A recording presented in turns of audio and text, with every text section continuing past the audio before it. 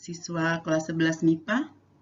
Hari ini kita lanjutkan materi kita tentang laju reaksi, membahas pokok bahasan yang ketiga dari laju reaksi, yaitu tentang teori tumbukan dan faktor-faktor yang mempengaruhi laju reaksi.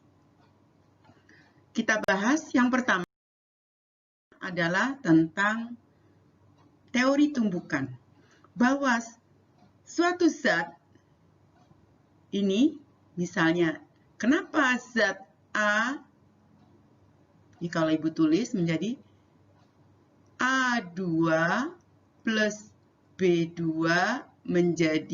bereaksi menjadi 2AB. Kenapa molekul A2 bisa bereaksi dengan molekul B2 menjadi 2 molekul AB, molekul baru? Itu karena terjadi tumbukan atau collision. Maka teori tentang terjadinya reaksi kimia itu dikenal dengan nama teori tumbukan atau collision theory. Nah, jadi kenapa terjadi reaksi kimia? Karena masing-masing bereaksi itu terjadi tumbukan, maka terjadilah zat baru. Nah, pada saat terjadi tumbukan, sebelum terjadi zat baru, itu ada fase yang namanya fase intermediate. Fase antara. Jadi pada saat terjadi tumbukan, molekul A dan molekul B dalam waktu yang sesaat dia akan membentuk kompleks teraktivasi yang disebut dengan molekul intermediate. Yaitu terlihat di sini molekul A2 dan molekul B2 itu menjadi satu. Nah, tapi itu tidak stabil. Mereka segera pisah, segera terbentuk AB. Tentu saja menjadi 2AB. Nah, itulah teori tumbukan. Kemudian, tetapi ternyata tidak semua tumbukan menghasilkan zat baru. Misalnya, kalau ini yang di atas terbentuk zat baru. Tapi bagaimana? Ini sama juga. Ini molekul A bertumbukan dengan molekul B. Tapi karena posisi tumbukannya itu tidak pas, maka tidak terbentuk zat baru. Artinya berarti pada gambar 2 ini, tumbukan yang terjadi itu tidak efektif. Jadi, dia akan terjadi molekul baru, terjadi senyawa baru, atau dengan kata lain, terjadi reaksi kimia kalau terjadi tumbukan efektif. Nah, kapan suatu tumbukan itu efektif atau menghasilkan senyawa baru? Itu kalau energinya mencukupi. Nah, disinilah peranan dari energi aktivasi. Jadi kalau cuma sekedar tumbukan secara pelan, ya tidak akan terjadi zat baru. Kemudian yang kedua adalah orientasi ruangnya. Misalnya yang di sini. Orientasi ruangannya, lihat ini yang bawah, sementara ini yang atas. Nah, karena orientasi yang atas bisa, kalau pecah molekul intermediatnya atau kompleks teraktivasinya, maka segera pecah menjadi zat baru AB. Tapi kalau ini intermediatnya, ini juga intermediate, tapi dia tidak menghasilkan zat baru karena begitu menyatu atau terbentuk kompleks teraktivasi, segera pisah lagi. Nah, tetap dia sebagai A2 dan B2, berarti tumbukannya tidak efektif. Atau bisa juga energi tumbukannya terlalu rendah atau tidak melewati energi aktivasi, maka juga tidak terjadi zat baru. Kemudian kita lanjut dengan faktor-faktor yang mempengaruhi laju reaksi. Nah, ini berarti kaitannya dengan tadi tumbukan efektif supaya terbentuk zat baru. Itu dipengaruhi oleh yang pertama adalah suhu. Suhu kaitannya dengan energi aktivasi. Kalau secara teori molekul-molekul suatu zat itu dia akan selalu bergerak. Nah, kalau suhunya dinaikkan, maka kecepatannya juga akan semakin tinggi, sehingga dia akan melewati energi aktivasinya. Yang kedua adalah konsentrasi pereaksi. Pada pertemuan yang lalu sudah dijelaskan bahwa makin tinggi konsentrasinya, maka laju reaksi juga akan semakin cepat. Kemudian, luas permukaan bidang sentuh.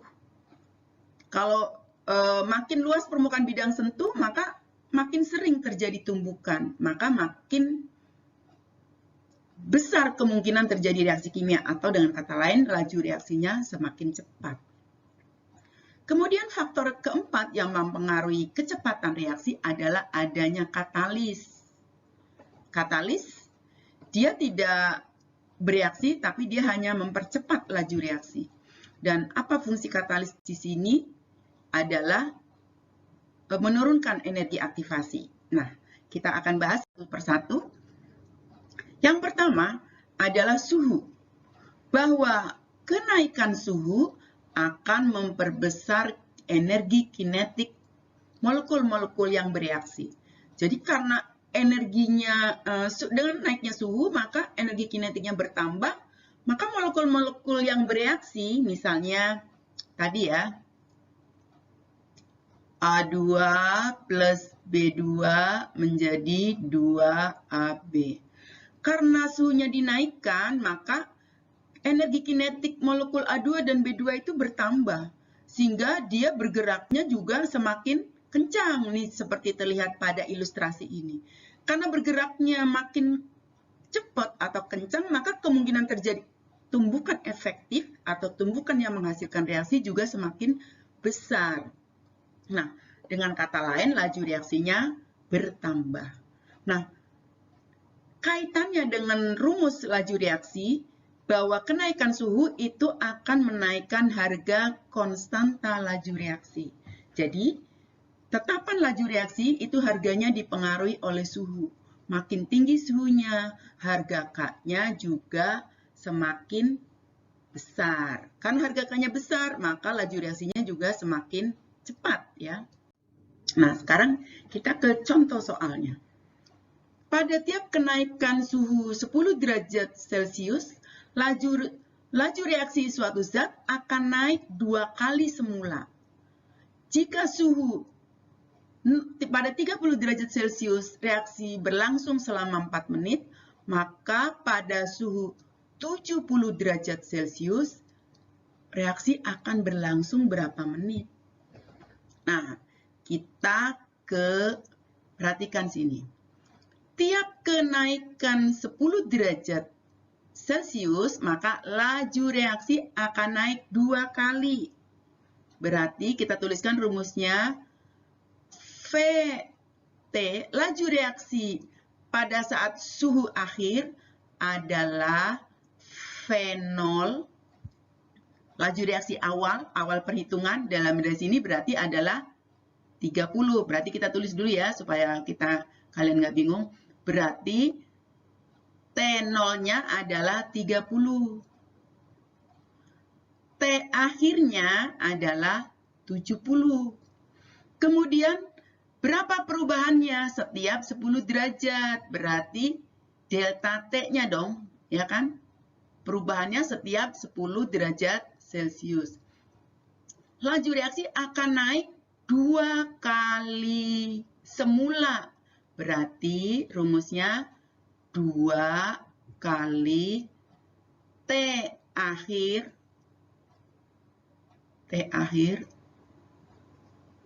sebentar. Nah, T akhir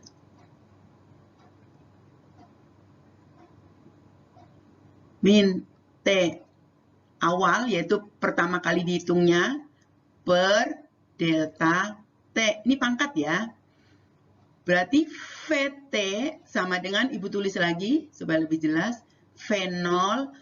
Setiap kenaikan 10 derajat Celcius, laju reaksinya 2 kali. 2 kali 70 min 30. Ini kan T akhirnya 70, T awalnya 30. Berapa setiap kenaikan? Setiap kenaikan berapa? 10 derajat Celcius. Kita tinggal 10 derajat Celcius, 10 derajat Celcius, 10 derajat Celcius. Kan nanti ini habis ya. Berarti V0 2 berapa? 40 per 10. Berarti V0 2 pangkat 4. Nah, sekarang perhatikan laju reaksi. Sementara di sini yang ditanya adalah waktu. Pada kesempatan terdahulu sudah disebutkan bahwa laju itu berbanding terbalik dengan waktu. Artinya apa? Kalau laju reaksinya besar, maka waktunya cepat, ya kan? Kalau laju reaksinya kecil, maka waktu berlangsungnya lama. Karena itu, rumus ini kalau dinyatakan dalam, ini rumus ini, kalau dinyatakan dalam waktu, rumusnya menjadi waktu pada suhu T akhir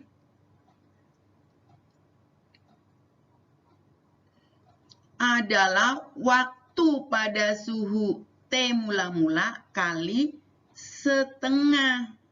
Nah, kalau laju reaksinya 2 kali, maka waktunya menjadi setengah kalinya dong, lebih cepat, ya kan? Ini rumusnya sama. T akhir, Ibu langsung aja 70 min 30 per 10. Ini derajat Celcius, nanti kan dicoret habis ya. Nah, berapa T akhirnya?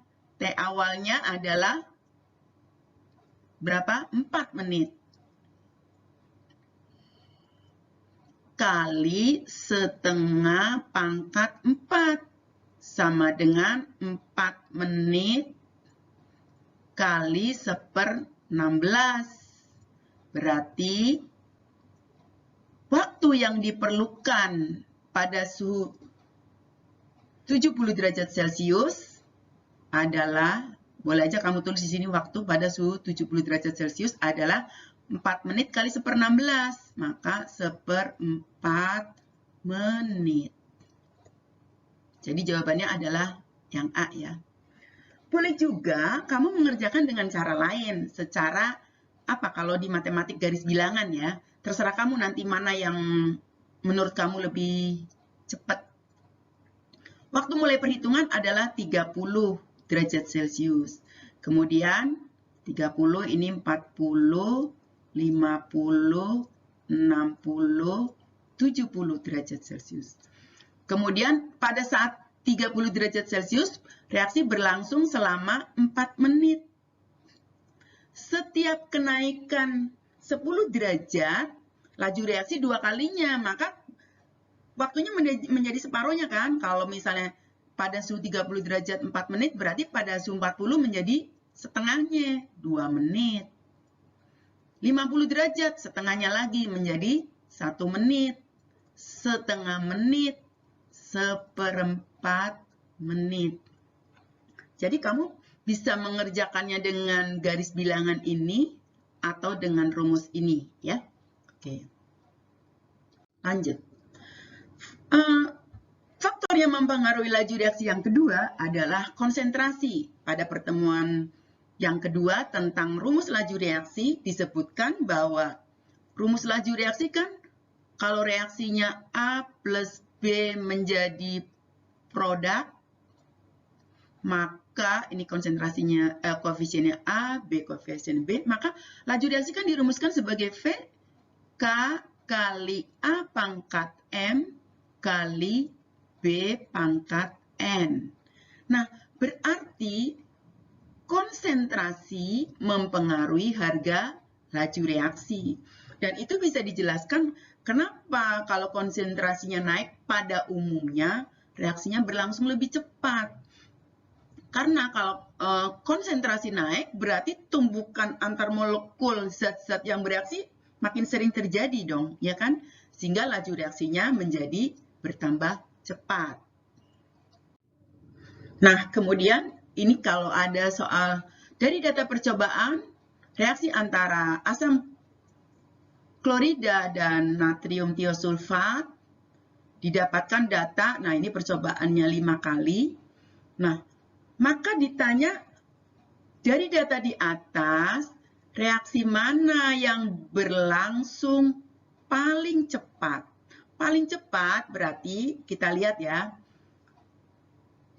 suhunya tentu saja yang lebih tinggi, ya kan? Berarti kalau nggak percobaan 4 ya, percobaan 5 ya. Kemudian konsentrasinya harus lebih besar kalau menurut dari faktor-faktor tadi kan. Mana yang konsentrasinya besar? Kalau di percobaan 4, 0,2, 0,2. Kalau di percobaan 5, 0,2, 0,1. Maka laju reaksi yang berlangsung cepat adalah yang keempat. Nah, begitu cara melihat atau mengamati laju reaksi dari masing-masing percobaan. Kemudian kita lanjutkan dengan faktor yang mempengaruhi laju reaksi yang ketiga adalah luas permukaan bidang sentuh. Kalau misalnya ini molekul atau zat, ini dalam ukuran besar, kemudian ini zat yang sudah dipecah-pecah.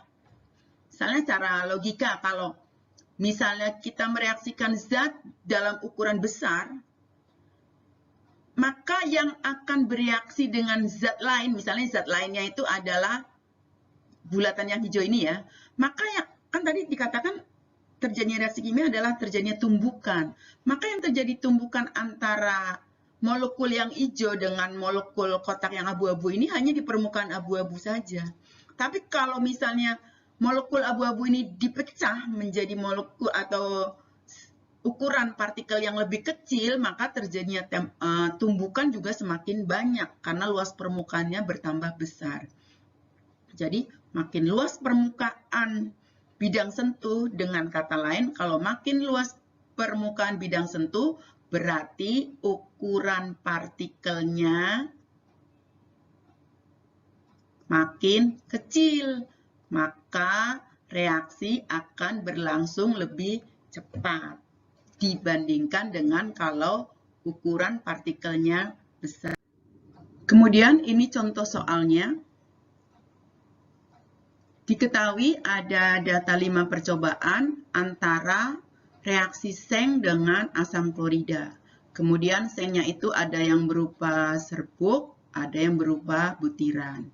Kemudian konsentrasi HCl-nya itu ada yang 0,1, ada yang 0,2.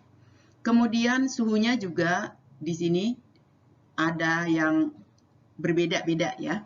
Kemudian yang ditanya adalah reaksi mana yang akan menghasilkan gas hidrogen paling sedikit?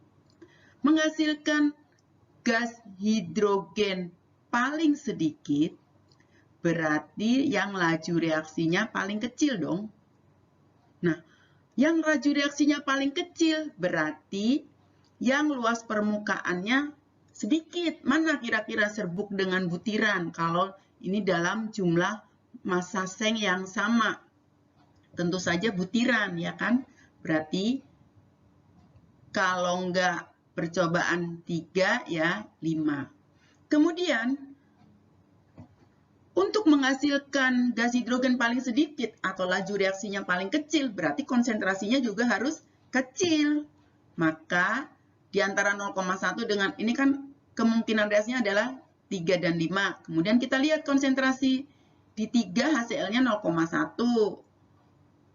Di percobaan 5 0,2. Maka ini yang reaksi berlangsung pelan atau akibatnya menghasilkan gas hidrogen yang sedikit. Kemudian suhunya, ini juga suhunya rendah.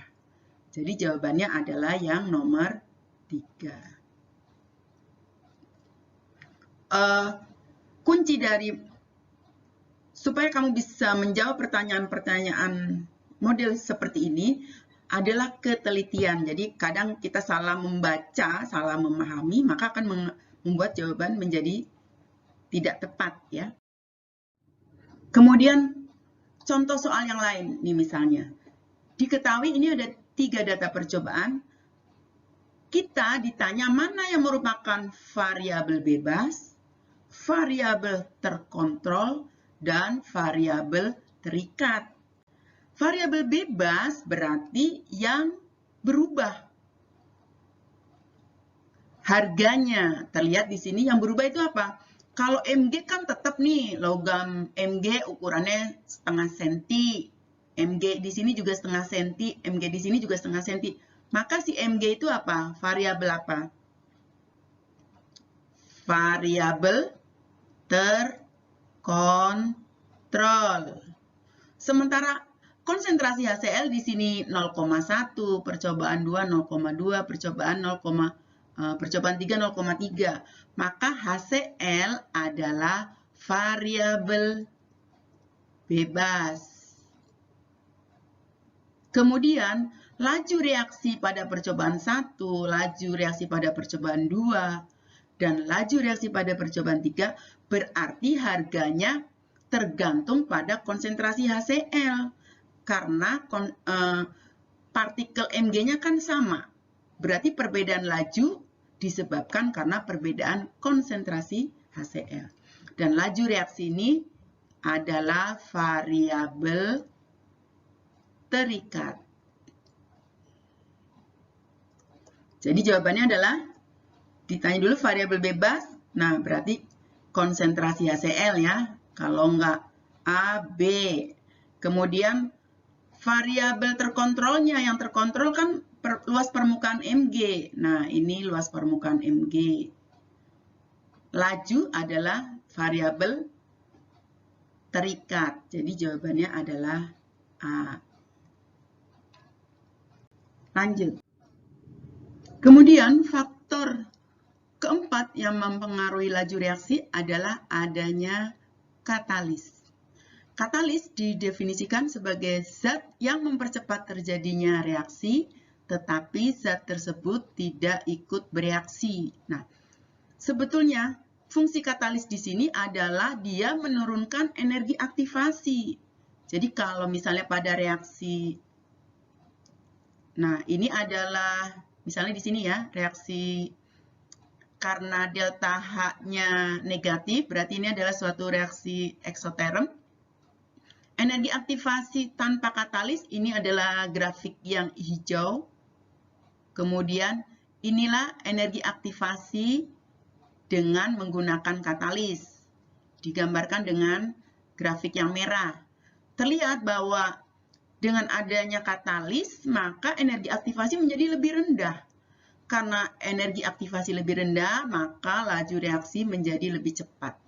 Dalam sehari-hari itu, katalis misalnya pada metabolisme tubuh, itu